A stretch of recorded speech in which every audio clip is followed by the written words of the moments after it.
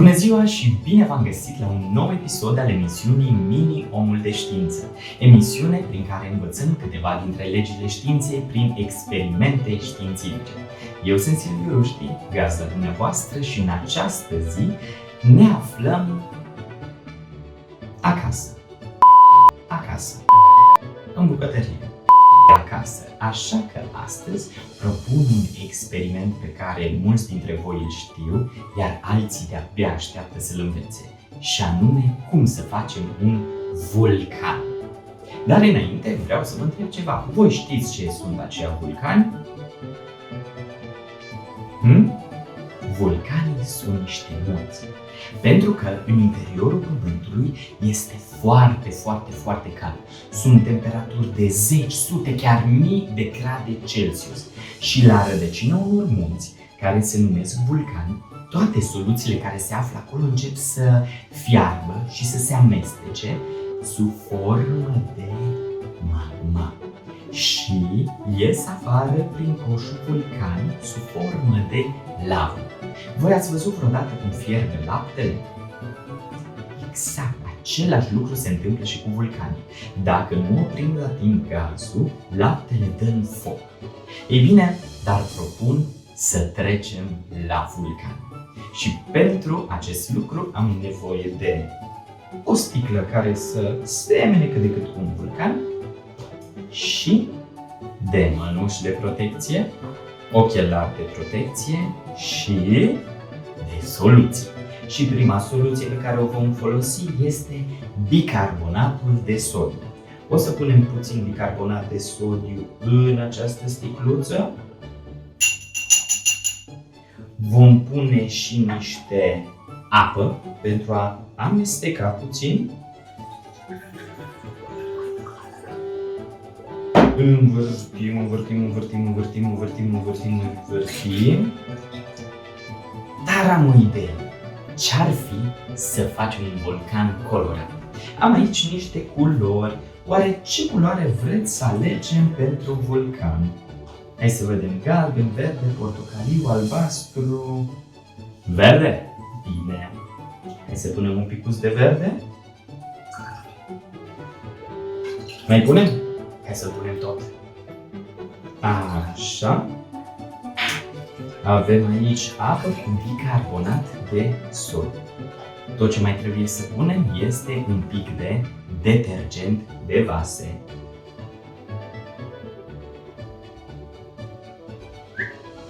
Suficient.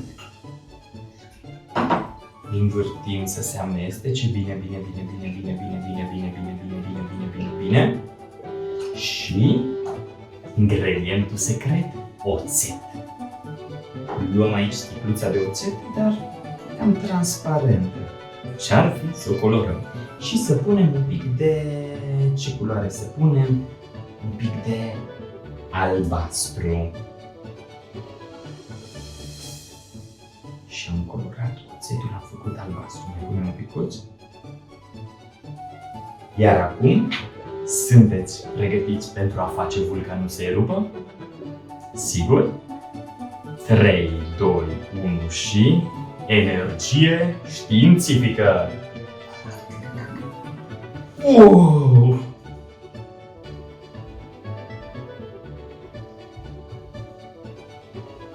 Și vulcanul a erupt. Țineți minte, pentru a putea face acest experiment aveți nevoie de bicarbonat de sodiu, un pic de apă, detergent de vase și oțet.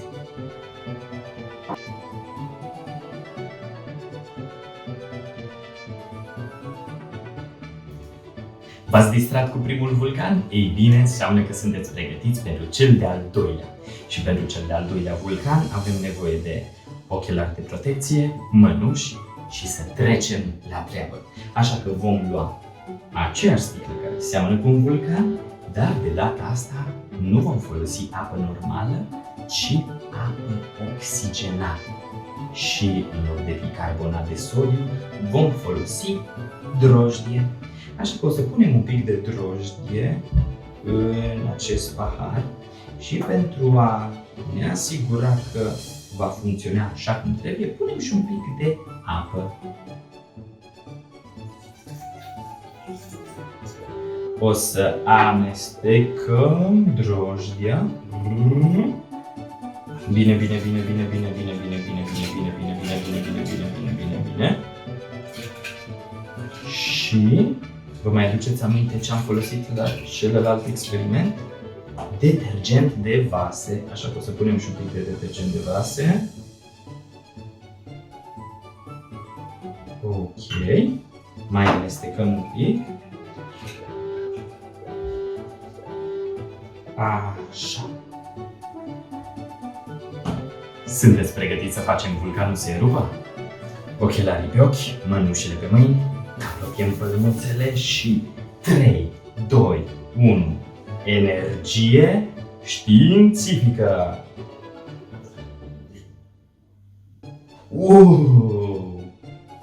Și vulcanul erupe!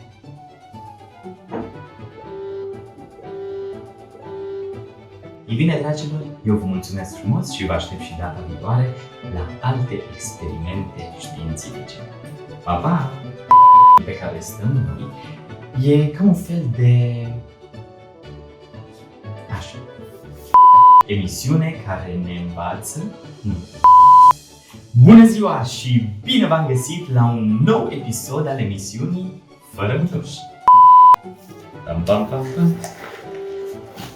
Pam, pam, pam. Bună ziua și bine v-am găsit la un nou... Ei, dar nu avem apă, așa că mergem, noroc că suntem în bucătărie, până la chiuvetă să luăm niște apă.